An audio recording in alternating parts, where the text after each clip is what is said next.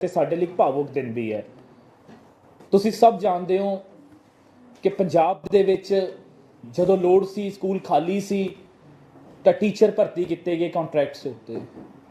ਬੜਾ ਲੰਬਾ ਸੰਘਰਸ਼ ਬਤੌਰ ਆਪੋਜੀਸ਼ਨ ਦੇ ਵਿੱਚ ਕਈ ਵਾਰੀ ਮੈਂ ਵੀ ਧਰਨਿਆਂ 'ਚ ਜਾ ਕੇ ਸਾਡੇ ਸਾਰੇ ਅੱਜ ਜੋ ਜਿੱਤੇ ਹੋਏ MLA ਸਾਹਿਬਾਨ ਹੈ ਜਾਂ ਮੰਤਰੀ ਸਾਹਿਬਾਨ ਹੈ ਜਾਂ ਸਾਡੇ ਮੁੱਖ ਮੰਤਰੀ ਸਾਹਿਬ ਜਾਂ ਫਿਰ ਸਾਡੇ ਪਾਰਟੀ ਦੇ ਕੌਮੀ ਕਨਵੀਨਰ ਅਰਵਿੰਦ ਕੇਜਰੀਵਾਲ ਜੀ, ਅਸੀਂ ਉਹਨਾਂ ਸਾਰੇ ਧਰਨਿਆਂ 'ਚ ਗਏ ਤੇ ਅਰਵਿੰਦ ਕੇਜਰੀਵਾਲ ਜੀ ਤੇ ਭਗਵੰਤ ਮਾਨ ਜੀ ਦੀ ਗਰੰਟੀ ਸੀ, ਵਾਅਦਾ ਸੀ ਪੰਜਾਬ ਦੇ ਜਿੰਨੇ ਕੱਚੇ ਟੀਚਰਸ ਹੈ ਕਿ ਜਦੋਂ ਹੀ ਪੰਜਾਬ ਸਰਕਾਰ ਬਣਦੀ ਹੈ ਉਹਨਾਂ ਦੀ ਨੌਕਰੀਆਂ ਨੂੰ ਰੈਗੂਲਰਾਈਜ਼ ਕੀਤਾ ਜਾਊਗਾ।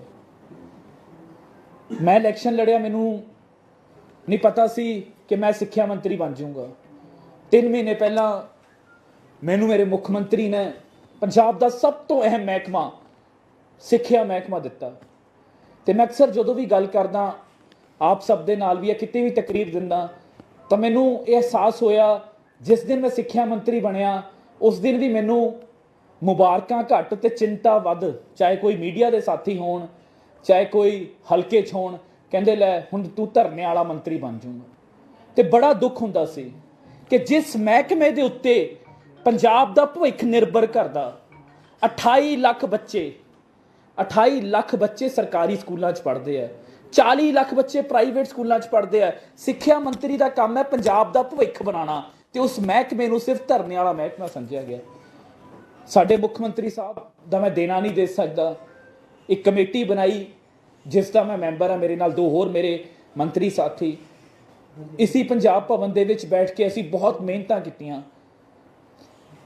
ਕਿਹਾ ਜਾਂਦਾ ਸੀ, ਆ ਕੱਚੇ ਅਧਿਆਪਕਾਂ ਦੇ ਕੁਝ ਸਾਥੀ ਵੀ ਜਦੋਂ ਮੈਨੂੰ ਮਿਲੇ, ਜਦੋਂ ਅਸੀਂ 5 ਸਤੰਬਰ ਨੂੰ ਐਲਾਨ ਕਰਤਾ, ਇਹਨੇ ਵੀ ਕਿਹਾ, ਕਹਿੰਦੇ ਜੀ ਅਸੀਂ ਧਰਨੇ ਜ਼ਰੂਰ ਦਿੰਦੇ ਸੀ ਪਰ ਕਿਤੇ ਸਾਨੂੰ ਦਿਲ 'ਚ ਪਤਾ ਸੀ ਕਿ ਸਾਡਾ ਕੰਮ ਹੋ ਨਹੀਂ ਸਕਦਾ। ਪਰ ਇਹ ਸਿਰਫ ਅਤੇ ਸਿਰਫ ਨੀਅਤ ਸੀ ਸਾਡੇ ਮੁੱਖ ਮੰਤਰੀ ਦੀ ਕਿ ਪਾਲਿਸੀ ਬਣਾ ਕੇ 5 ਸਤੰਬਰ ਨੂੰ ਟੀਚਰਸ ਡੇ ਵਾਲੇ ਦਿਨ, ਉਸ ਦਿਨ ਵੀ ਸਾਨੂੰ ਇਹ ਸੀਗਾ ਕਿ ਅੱਜ ਤੱਕ ਅਧਿਆਪਕ ਦਿਵਸ, ਪਹਿਲੀ ਗੱਲ ਤਾਂ ਕਦੀ ਵੀ ਅਧਿਆਪਕ ਦਿਵਸ ਤੇ ਮੁੱਖ ਮੰਤਰੀ ਨਹੀਂ ਆਏ।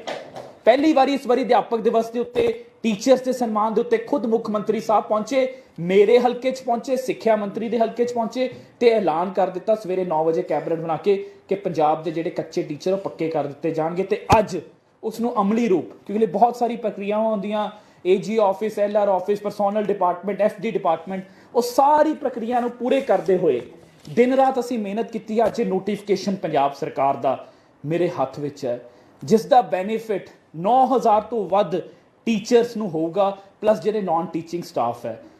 ਮੈਂ ਦੱਸ ਦੇਵਾਂ ਜੀ, ਇਸ ਦੇ ਵਿੱਚ ਕੋਈ ਵੀ ਇੱਦਾਂ ਦੀ ਕੈਟੇਗਰੀ ਨਹੀਂ, ਬਹੁਤ ਸਾਰੀ ਭਰਮ, ਬਹੁਤ ਸਾਰੀ ਅਫਵਾਹਾਂ ਕਿ ਜੀ ਸਿਰਫ ਫਲਾਨੀ ਕੈਟੇਗਰੀ, ਨਹੀਂ, ਕੋਈ ਇੱਦਾਂ ਦੀ ਕੈਟੇਗਰੀ ਨੂੰ ਬਾਹਰ ਨਹੀਂ ਰੱਖਿਆ ਗਿਆ, ਕਿਸੇ ਨੂੰ ਬਾਹਰ ਨਹੀਂ ਕੀਤਾ ਗਿਆ। ਸਿੰਪਲ ਪਾਲਿਸੀ ਹੈ ਕਿ ਉਹਲੇ ਸੁਪਰੀਮ ਕੋਰਟ ਦੇ ਸਾਨੂੰ ਇਹ ਹੈ ਕਿ ਅਸੀਂ ਵਾਕਈ ਸਿਰਫ ਇਹ ਵੀ ਨੋਟੀਫਿਕੇਸ਼ਨ ਤੱਕ ਸੀਮਿਤ ਨਹੀਂ ਹੈ। ਅਗਰ ਇਸ ਨੂੰ ਬਚਾਉਣ ਦੇ ਲਈ ਕਿਤੇ ਵੀ ਜਾਣਾ ਪਿਆ ਸੁਪਰੀਮ ਕੋਰਟ ਤੱਕ ਜਾਵਾਂਗੇ, ਕਿ ਸਾਡੀ ਇੱਛਾ ਇਹ ਹੈ ਕਿ ਸਾਡੇ ਉਹਨਾਂ ਟੀਚਰਸ ਨੂੰ ਪੂਰੀ ਤਨਖਾਹ ਮਿਲੇ, ਬਣਦਾ ਸਨਮਾਨ ਮਿਲੇ। ਤਾਂ ਸੁਪਰੀਮ ਕੋਰਟ ਦੇਸ਼ ਤੇ ਪੰਜਾਬ ਦੇ ਸਾਰੇ ਵੱਡੇ ਵਕੀਲਾਂ ਤੋਂ ਸਲਾਹ ਲੈ ਕੇ ਬਹੁਤ ਮਿਹਨਤ ਕਰਕੇ ਪਾਲਿਸੀ ਬਣਾਈ ਹੈ। ਤੇ ਇਸ ਦੇ ਵਿੱਚ ਤਾਂ ਕਿ ਕਿਸੇ ਵੀ ਤਰੀਕੇ ਨਾਲ ਇਹ ਚੈਲੰਜ ਨਾ ਹੋ ਸਕੇ ਤੇ ਵਾਕਈ ਟੀਚਰਸ ਨੂੰ ਲਾਹਾ ਮਿਲ ਸਕੇ। ਜਿਨ੍ਹਾਂ ਟੀਚਰਸ ਨੇ 10 ਸਾਲ ਮਹਿਕਮੇ ਨੂੰ ਸੇਵਾਵਾਂ ਦਿੱਤੀਆਂ ਬਿਨਾਂ ਕਿਸੇ ਬ੍ਰੇਕ ਤੋਂ, ਕੋਈ ਵੀ ਕੈਟੇਗਰੀ ਹੋਵੇ, ਉਹਨਾਂ ਨੂੰ ਸਿੰਪਲ ਅੱਜ ਤੋਂ ਬਾਅਦ ਇੱਕ ਫਾਰਮ ਭਰਨਾ ਪੈਣਾ, ਬੜਾ ਸਾਦਾ ਜਿਹਾ ਫਾਰਮ ਹੈ, ਉਹ ਫਾਰਮ ਭਰ ਕੇ ਮਹਿਕਮੇ 'ਚ ਜਮ੍ਹਾਂ ਕਰਾਉਣਾ ਪੈਣਾ ਤੇ ਉਹ ਰੈਗੂਲਰਾਈਜ਼ ਮੰਨੇ ਜਾਣਗੇ। ਇਹ ਇੱਕ ਬਹੁਤ ਵੱਡਾ ਉਪਰਾਲਾ ਹੈ ਜਿੱਥੇ ਅੱਜ ਦੇਸ਼ ਦੇ ਵਿੱਚ ਬਾਕੀ ਸੂਬਿਆਂ ਦੇ ਵਿੱਚ ਟੀਚਰਸ ਦੀ ਅਸਾਮੀਆਂ ਖਤਮ ਕੀਤੀ ਜਾ ਰਹੀਆਂ।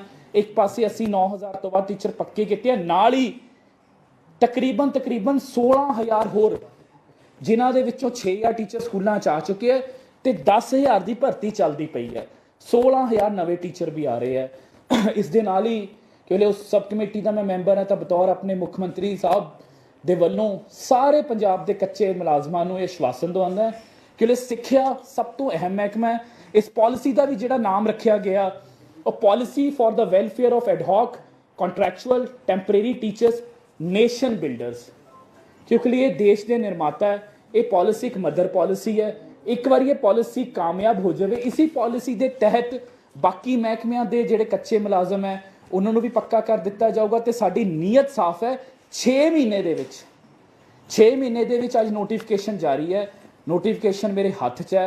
ਜਦੋਂ ਕੋਈ ਨੋਟੀਫਿਕੇਸ਼ਨ ਹੋ ਜਾਂਦਾ ਕੋਈ ਕਾਨੂੰਨ ਦਾ ਰੂਪ ਉਸੇ ਵਕਤ ਪੂਰੇ ਉਹਦੀ ਇਨਫੋਰਮੇਸ਼ਨ ਹੋ ਜਾਂਦੀ ਹੈ ਤੇ ਇਹ ਇੱਕ ਬੜੀ ਵੱਡੀ ਕਾਮਯਾਬੀ ਹੈ ਤੇ ਮੈਂ ਆਪਣੇ ਮੁੱਖ ਮੰਤਰੀ ਸਾਹਿਬ ਦਾ ਦਿਲੋਂ ਧੰਨਵਾਦ ਕਰਦਾ ਤੇ ਸਾਰੇ ਉਹਨਾਂ ਮੁਲਾਜ਼ਮਾਂ ਦਾ, ਸਾਰੇ ਉਹਨਾਂ ਟੀਚਰਸ ਦਾ। ਕੁਝ ਸਾਥੀ ਅੱਜ ਵੀ ਇੱਥੇ ਪਹੁੰਚੇ ਹੈ, ਇਸ ਤੋਂ ਪਹਿਲਾਂ ਹੁਣੀ ਮੁੱਖ ਮੰਤਰੀ ਸਾਹਿਬ ਨੂੰ ਵੀ ਮਿਲੇ ਹੈ। ਇਹਨਾਂ ਲਈ ਬੜੇ ਭਾਵਕ ਪਲ ਨੇ ਕਿਉਂਕਿ ਕਈ ਟੀਚਰਸ ਨੇ ਮੈਨੂੰ ਆ ਕੇ ਦੱਸਿਆ ਉਹਨੀ ਆਸ ਛੱਡ ਦਿੱਤੀ ਸੀ। ਉਹਨਾਂ ਦੇ ਬੱਚੇ ਵੀ ਉਹਨਾਂ ਦਾ ਮਜ਼ਾਕ ਬਣਾਉਂਦੇ ਸੀ ਕਿ ਤੁਸੀਂ ਕਦੀ ਪੱਕੇ ਹੋਵੋਗੇ ਜਾਂ ਫਿਰ ਧਰਨਿਆਂ ਨੂੰ ਦੋਗੇ। ਇੱਕ ਸਾਥੀ ਆਏ, ਉਹਨੇ ਮੈਨੂੰ ਦਿਖਾਇਆ ਕਿ ਉਹਨਾਂ ਦਾ ਵੀਜ਼ਾ ਲੱਗ ਚੁੱਕਿਆ ਸੀ। ਨਹੀਂ ਸੋਚਿਆ ਕਿ ਮੈਂ ਬਾਹਰ ਜਾ ਕੇ ਕਿਸੇ ਖਾੜੀ ਮੁਲਕ ਦੇ ਵਿੱਚ, ਕਿਸੇ ਅਰਬ ਕੰਟਰੀ ਵਿੱਚ ਜਾ ਕੇ ਮੈਂ ਉੱਥੇ ਦਿਹਾੜੀ ਕਰੂੰਗਾ, ਵੀਜ਼ਾ ਲੱਗਿਆ ਹੋਇਆ ਦਿਖਾਇਆ। ਤਾਂ ਇੱਥੋਂ ਇਹ ਵੀ ਆਸ ਛੱਡ ਚੁੱਕੇ ਸੀ। ਇਹਨਾਂ ਸਭ ਦੇ ਲਈ ਬੜੇ ਭਾਵੁਕ ਪਲ ਹੈ ਤੇ ਇਹ ਸਾਡੀ ਸਰਕਾਰ ਵੱਲੋਂ। ਤੇ ਇਸ ਤੋਂ ਇਲਾਵਾ ਹੋਰ ਵੀ ਕੰਪਿਊਟਰ ਟੀਚਰਸ, ਉਹਨਾਂ ਦੀ ਵੀ 16 ਸਾਲਾਂ ਤੋਂ ਮੰਗ ਹੈ, ਉਹ ਵੀ ਅਸੀਂ ਪੂਰੀ ਕਰ ਰਹੇ ਹਾਂ। ਟਰਾਂਸਫਰ ਪਾਲਿਸੀ ਬਹੁਤ ਲੰਬੇ, ਕਿਉਂਕਿ 1.25 ਲੱਖ ਮੁਲਾਜ਼ਮਾਂ ਦਾ ਮਹਿਕਮਾ ਹੈ, ਸਭ ਤੋਂ ਵੱਧ ਵਰਕਫੋਰਸ ਇਸ ਮਹਿਕਮੇ ਦੇ ਵਿੱਚ ਹੈ। ਤਾਂ ਬਹੁਤ ਜਲਦੀ 2-4 ਦਿਨਾਂ ਦੇ ਵਿੱਚ ਹੀ ਟਰਾਂਸਫਰ ਪੋਰਟਲ ਵੀ ਖੁੱਲ ਰਿਹਾ ਤੇ ਉਹਦੇ ਵਿੱਚ ਵੀ ਬਹੁਤ ਸਾਰੇ ਸੁਧਾਰ ਕੀਤੇ ਗਏ ਨੇ। ਡਿਸਟੈਂਸ ਵਾਈਜ਼ ਜਿਹੜਾ ਬੰਦਾ ਆਪਣੇ ਘਰ ਤੋਂ 200 ਕਿਲੋਮੀਟਰ ਦੂਰ ਕੰਮ ਕਰਦਾ ਉਹਨੂੰ ਬੈਨੀਫਿਟ ਮਿਲੂਗਾ। ਅਗਰ ਕੋਈ ਵੀ ਮੁਲਾਜ਼ਮ ਵਿਡੋ ਹੋ ਜਾਂਦੇ ਹੈ, ਡਾਈਵੋਰਸੀ ਹੈ, 40% ਤੋਂ ਵੱਧ ਹੈਂਡੀਕੈਪਡ ਹੈ, ਬਲਾਈਂਡ ਹੈ, ਕਿਸੇ ਦਾ ਬੱਚਾ ਬਹੁਤ ਸੀਰੀਅਸਲੀ ਬਿਮਾਰ ਹੈ, ਫੌਜੀਜ਼ ਨੇ ਜਿਹੜੇ ਸਾਡੇ ਸਪੈਸ਼ਲ ਏਰੀਆਜ਼ ਦੇ ਵਿੱਚ ਕੰਮ ਕਰ ਰਹੇ, ਉਹਨਾਂ ਦੀ ਵਾਈਫ, ਉਹਨਾਂ ਨੂੰ ਸਾਰਿਆਂ ਨੂੰ ਸਪੈਸ਼ਲ ਰਿਆਇਤਾਂ ਦੇ ਦਿੱਤੀਆਂ। ਜਿਹੜੇ ਸਰਕਾਰੀ ਟੀਚਰਸ ਆਪਣੇ ਬੱਚਿਆਂ ਨੂੰ ਸਰਕਾਰੀ ਸਕੂਲਾਂ 'ਚ ਪੜ੍ਹਾਉਣਗੇ ਉਹਨਾਂ ਨੂੰ ਹੋਰ ਟਰਾਂਸਫਰ, ਇੱਦਾਂ ਦੀ ਇੱਕ ਬਹੁਤ ਹੀ ਰੈਵੋਲਿਊਸ਼ਨਰੀ, ਬਹੁਤ ਹੀ ਵਧੀਆ ਟਰਾਂਸਫਰ ਪਾਲਿਸੀ, ਉਸ ਦੇ ਉੱਤੇ ਵੀ ਸਾਡੇ ਮਹਿਕਮੇ ਨੇ ਬਹੁਤ ਕੰਮ ਕੀਤਾ। ਉਹ ਵੀ ਅੱਜ ਕੱਲ੍ਹ ਦੇ ਵਿੱਚ ਆ ਜਾਊਗੀ ਤੇ ਪੋਰਟਲ ਬਹੁਤ ਜਲਦੀ ਖੁੱਲ੍ਹਦਾ ਜਾਊਗਾ।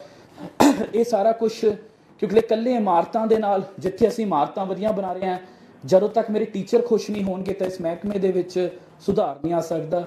ਇਹ ਅੱਜ ਇਸ ਕਰਕੇ ਸਾਡੇ ਮਹਿਕਮੇ ਲਈ, ਪੰਜਾਬ ਸਰਕਾਰ ਲਈ ਬੜਾ ਖੁਸ਼ੀ ਦਾ ਦਿਨ ਹੈ ਤੇ ਮੈਨੂੰ ਆਸ ਹੈ ਕਿ ਇਸੀ ਪਾਲਿਸੀ ਦੇ ਤਹਿਤ ਬਾਕੀ ਸਾਰੇ ਮਹਿਕਮੇ ਦੇ ਮੁਲਾਜ਼ਮਾਂ ਨੂੰ ਵੀ ਇਦਾਂ ਦੀ ਖੁਸ਼ਖਬਰੀ ਜਲਦੀ ਮਿਲੂਗੀ ਜੀ। ਬਹੁਤ ਬਹੁਤ ਧੰਨਵਾਦ। ਤੁਸੀਂ ਜਿਵੇਂ ਦੱਸਿਆ ਕਿ 10 ਸਾਲ ਬਾਅਦ ਇੱਕ ਫਾਰਮ ਭਰਨਾ ਹੈ, ਹੋਰ ਕੀ ਕੰਡੀਸ਼ਨਸ ਹੈ? ਕੋਈ ਕ੍ਰਾਈਟੇਰੀਆ ਨਹੀਂ ਜੀ, ਸਿੰਪਲ ਕ੍ਰਾਈਟੇਰੀਆ। ਜਿਨ੍ਹਾਂ ਨੇ ਵੀ 10 ਸਾਲ ਜਿਹਨਾਂ ਨੂੰ ਕੰਟੀਨਿਊਸਲੀ ਹੋ ਗਏ ਹੈ ਉਹ ਇਸ ਦੇ ਤਹਿਤ ਅਪਲਾਈ ਕਰ ਸਕਦੇ। That is the main criteria. Salary basic ਆ ਜਾਂਦੀ ਹੈ ਜਦੋਂ ਮੁਲਾਜ਼ਮਾਂ ਨੂੰ ਪੱਕੇ ਕੀਤਾ ਜਾਂਦਾ ਹੈ। ਜਿਹੜੇ ਮੁਲਾਜ਼ਮ ਸਪੋਜ਼ ਕਰੋ 20,000 30,000 ਤੇ ਚਲੇ ਗਏ, ਇਹ ਤਾਂ ਨਹੀਂ ਕਿ ਵਾਪਸੋਂ 10,000 ਤੇ ਜਾਂ 12,000 15,000 ਤੇ ਆ ਜਾਣਗੇ ਬੇਸਿਕ ਤੇ। ਨਹੀਂ ਜੀ, ਇਹਨਾਂ ਦੀ ਪਹਿਲੀ ਗੱਲ ਤਾਂ ਇਹ ਹੈ ਜੀ, ਇਹਨਾਂ ਦੀ ਸੈਲਰੀਜ਼ ਆਲਰੇਡੀ ਬਹੁਤ ਘੱਟ ਹੈ। ਕੋਈ 6,000 ਤੇ, ਕੋਈ 8,000 ਤੇ, ਕੋਈ 9,000 ਤੇ, ਕੋਈ 12,000 ਤੇ। ਤਾਂ ਇਹਨਾਂ ਸਾਰਿਆਂ ਨੂੰ ਜਿਹੜੀ ਹੈ ਇਮੀਡੀਏਟਲੀ ਬੇਸਿਕ ਪੇ ਹੋ ਜੂਗੀ। ਬਟ ਜਿੱਦਾਂ ਹੀ ਇਹ ਪ੍ਰੋਬੇਸ਼ਨ ਕਰ ਲੈਣਗੇ ਤਾਂ ਜੋ ਇੱਕ ਬਾਕੀ ਟੀਚਰਾਂ ਨੂੰ ਤਨਖਾਹ ਹੋ, ਇਹਨਾਂ ਨੂੰ ਤਨਖਾਹ ਮਿਲੂਗੀ। ਪਰ ਇਹਨਾਂ ਦੇ ਵਿੱਚ ਕੁਝ ਇਹ ਵੀ ਹੋਣਗੇ ਨਾ ਜਿਹੜੇ 30,000 ਜਾਂ 40,000 ਵੀ ਲੈ ਰਹੇ ਨੇ, ਕਈ ਕ੍ਰਾਈਟੇਰੀਆ ਜਿਵੇਂ ਨਾਨ ਟੀਚਿੰਗ ਸਟਾਫ ਵੀ ਇਹਦੇ ਵਿੱਚ ਹੋ ਸਕਦਾ ਕਵਰ ਹੁੰਦਾ ਹੋਵੇ, ਉਹਨਾਂ ਦੀ ਸੈਲਰੀ ਜਿਹੜੀ ਉਹ 30+ ਵੀ ਹੈਗੀ ਹੈ, ਉਹਨਾਂ ਦੀ ਸੈਲਰੀ ਉਹੀ ਰਹੇਗੀ ਜਾਂ ਉਹਨਾਂ ਨੂੰ ਪ੍ਰੋਬੇਸ਼ਨ ਤੇ ਆਉਣਾ ਪਏਗਾ? ਮਤਲਬ ਉਹਨਾਂ ਦੀ ਜੋ ਇਸ ਨੂੰ ਅਪਲਾਈ ਕਰੂਗਾ ਜੀ, ਕਿਉਂਕਿ ਮੈਂ ਫਿਰ ਦੱਸ ਰਿਹਾ ਤੁਹਾਨੂੰ, ਸਾਡੀ ਮਨਸ਼ਾ ਇਹ ਹੈ ਕਿ ਖੜੇ ਪਾਲਿਸੀ ਜਾ ਕੇ ਕੋਰਟਾਂ ਦੇ ਵਿੱਚ ਜਾਂ ਕਿਤੇ ਵੀ ਖੜੇ, ਤਾਂ ਇਸ ਨੂੰ ਜਿਹੜਾ ਹੈ ਜੋ ਸੁਪਰੀਮ ਕੋਰਟ ਦੀ ਗਾਈਡਲਾਈਨਸ ਹੈ ਉਸ ਦੇ ਤਹਿਤ, ਜੋ ਪੁਰਾਣੇ ਕੇਸ ਲੋ ਹੈ ਉਸ ਦੇ ਤਹਿਤ ਬਣਾਇਆ ਗਿਆ। ਕਿਉਂਕਿ ਮੈਂ ਤੁਹਾਨੂੰ ਇਹ ਵੀ ਦੱਸ ਦਵਾਂ, ਇਸ ਤੋਂ ਪਹਿਲਾਂ ਵੀ ਐਕਟ ਬਣੇ ਨੇ, 2016 ਦੇ ਵਿੱਚ ਬਣਾ ਦਿੱਤਾ ਗਿਆ, ਪਰ ਉਸ ਦਾ ਕਿਸੇ ਨੂੰ ਲਾਹਾ, ਇੱਕ ਵੀ ਮੁਲਾਜ਼ਮ ਨੂੰ ਲਾਹਾ ਨਹੀਂ ਹੋਇਆ। ਜਾਂਦੇ ਜਾਂਦੇ ਸਾਰੇ ਪੰਜਾਬ ਦੇ ਬੋਰਡ ਰੰਗ ਤੇ ਚੰਨੀ ਸਾਹਿਬ ਕਹਿ ਗਏ ਜੀ ਮੈਂ ਪੱਕੇ ਕਰ ਗਿਆ, ਪਰ ਇੱਕ ਵੀ ਟੀਚਰ ਦੱਸ ਦੇਵੇ ਉਸ ਦਾ ਲਾਹਾ ਨਹੀਂ ਹੋਇਆ। ਇਸ ਕਰਕੇ ਇਸ ਪਾਲਿਸੀ ਨੂੰ ਉਸ ਤਹਿਤ ਬਣਾਇਆ ਗਿਆ ਕਿ ਮੇਰੇ ਟੀਚਰਸ ਨੂੰ ਵਾਕਈ ਇਹਨਾਂ ਦਾ ਲਾਹਾ ਮਿਲੇ। ਤੇ ਅਸਲੀ ਕਾਮਯਾਬੀ ਮੈਂ ਉਸ ਦਿਨ ਸਮਝੂਗਾ ਜਦੋਂ ਇਹਨਾਂ ਦੇ ਖਾਤਿਆਂ ਦੇ ਵਿੱਚ ਪੂਰੀ ਤਨਖਾਹ ਆਣੀ ਸ਼ੁਰੂ ਹੋ ਜੂਗੀ। ਮੰਤਰੀ ਸਾਹਿਬ, ਤੁਹਾਡੇ ਪਹਿਲੇ ਮਾਈਨਿੰਗ ਡਿਪਾਰਟਮੈਂਟ ਆ ਉਹਦੀਆਂ 276 ਜਿਹੜੀਆਂ ਖੱਡਾਂ ਸੀ ਉਹਦੀ ਵੀ ਟੈਂਡਰ ਤੇ ਸਟੇ ਹੋਈ ਆ ਜੀ, ਔਰ ਫੂਡ ਸਪਲਾਈ ਦੀਆਂ ਜਿਹੜੀਆਂ 2-3 ਪਾਲਿਸੀਆਂ ਉਹਨਾਂ ਤੇ ਵੀ ਸਟੇ ਹੋਈ ਆ। ਕਿਤੇ ਇਹ ਤਾਂ ਨਹੀਂ ਚੈਲੰਜ ਹੋ ਜਾਏ ਕਿ ਇਹਨੂੰ ਪੂਰੀ ਚੰਗੀ ਤਰ੍ਹਾਂ ਤਿਆਰ ਕੀਤਾ? ਸਰ ਅਸੀਂ ਦੇਖੋ, ਤੁਸੀਂ ਜਿਹੜਾ ਹੈ ਐਜ਼ ਅ ਜਰਨਲਿਸਟ, ਤੁਸੀਂ ਨਾਗਰਿਕ ਵੀ ਹੋ ਤੇ ਮੈਨੂੰ ਲੱਗਦਾ ਸਾਨੂੰ ਆਪਣੇ ਹਾਈ ਕੋਰਟਸ ਦਾ ਬਹੁਤ ਸਨਮਾਨ ਕਰਨਾ ਚਾਹੀਦਾ। ਤੁਹਾਡੇ ਪ੍ਰਸ਼ਨ ਤੋਂ ਐਂ ਲੱਗ ਰਿਹਾ ਕਿ ਜਿਵੇਂ ਤੁਸੀਂ ਐਂਟੀ ਹਾਈ ਕੋਰਟ। ਪਹਿਲੀ ਗੱਲ, ਹਾਈ ਕੋਰਟ ਇੱਕ ਬਹੁਤ ਐਜ਼ ਅ ਮੈਂ ਕਹਿੰਦਾ ਵਕਾਲਤ ਵੀ ਕੀਤੀ ਹੈ। ਹਾਈ ਕੋਰਟ ਦਾ ਕੋਈ ਵੀ ਜਿਹੜਾ ਫੈਸਲਾ ਹੈ ਉਹ ਸਭ ਦੇ ਉੱਤੇ ਲਾਗੂ ਹੁੰਦਾ ਜੀ, ਅਸੀਂ ਸਤਿਕਾਰ ਕਰਦੇ ਹਾਂ ਤੇ ਉਸ ਦੇ ਵਿੱਚ ਇਹ ਹੁੰਦਾ ਕਿ ਸਰਕਾਰ ਆਪਣਾ ਪੱਖ ਰੱਖੇ। ਮੈਂ ਜਿਵੇਂ ਤੁਹਾਨੂੰ ਦੱਸਿਆ, ਇਸ ਨੂੰ ਬਣਾਉਣ ਦੇ ਲਈ ਅਸੀਂ ਬਹੁਤ ਨੀਅਤ ਸਾਫ਼ ਹੈ, ਸਾਡੀ ਨੀਅਤ ਖੋਟ ਨਹੀਂ। ਜਿਹੜੀ 276 ਉਹਦੇ ਵਿੱਚ ਵੀ ਨੀਅਤ ਬਹੁਤ ਸਾਫ਼ ਹੈ। ਅਸੀਂ ਆਪਣੇ ਵੱਲੋਂ ਆਪਣਾ ਕਰਮ ਕੀਤਾ ਜੀ, ਬਾਕੀ ਹੁਣ ਕੋਰਟ ਦੇ ਉੱਤੇ ਸਾਡੇ ਜਿਹੜੇ AG ਆਫਿਸਰ ਰੱਖੂਗਾ।